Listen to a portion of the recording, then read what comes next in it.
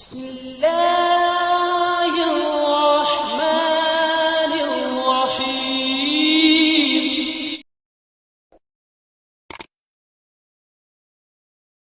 فضیلت اس کی کیا ہے بھائی؟ حضور علیہ السلام کی تعظیم اور توقیر میں جو کیا جائے وہ ٹھیک ہے نا، پھر اتار دیں یا نہ بھی اتارے تو کوئی پولیس تھوڑی پکڑے گی آپ کو۔ لگا رہنے دیں، سنیت کا جھنڈا الٹے ہی پاؤں پھر دیکھ کے توڑا تیرا کہیں لکھا ہو یا رسول اللہ تو کوئی قریب نہیں آئے گا آپ کے، تو لگا رہنے دیجیے۔ بلکہ لگا رہنے کے بعد میں جب بھی وہ میلا ہو جائے پھر دوسرا لگا دیجیے۔ کوئی 100 500 100 1000 2000 کا مسئلہ تو ہے نہیں، ٹھیک ہے نا۔ ایک منٹ، اس میں اس کا ایک جزیہ یہ ہے کہ جب نبی کریم علیہ السلام کی ولادت ہوئی تھا، حضرت جبریل امین نے کعبے کی چھت پہ جھنڈا گاڑا تھا، تو حضور کی آمد پر جھنڈے کا ثبوت تو ہے حدیث شریف میں۔ اگر کوئی سنی حضور علیہ السلام کے استقبال کے لیے، میلاد کے لیے کوئی خوشی منا جس میں حضور کی توقیر اور تعظیم ہوتی ہو، ہر اس قسم کی خوشی جو ہے وہ جائز ہے۔ اب اس کی میں مثالیں دیتا ہوں۔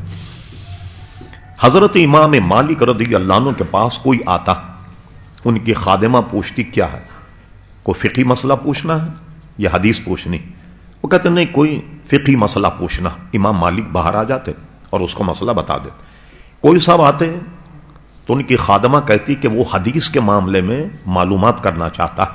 اب لیجیے، حضرت امام مالک حدیث کی اتنی توقیر کرتے کہ غسل فرماتے، نیا لباس پہنتے یا دھلا ہوا لباس پہنتے، خوشبو لگاتے، اور اس کے بعد بڑے قرینے طریقے سے بیٹھ کر اب اس کو بلا کر کہتے پوچھو حدیث کیا ہے۔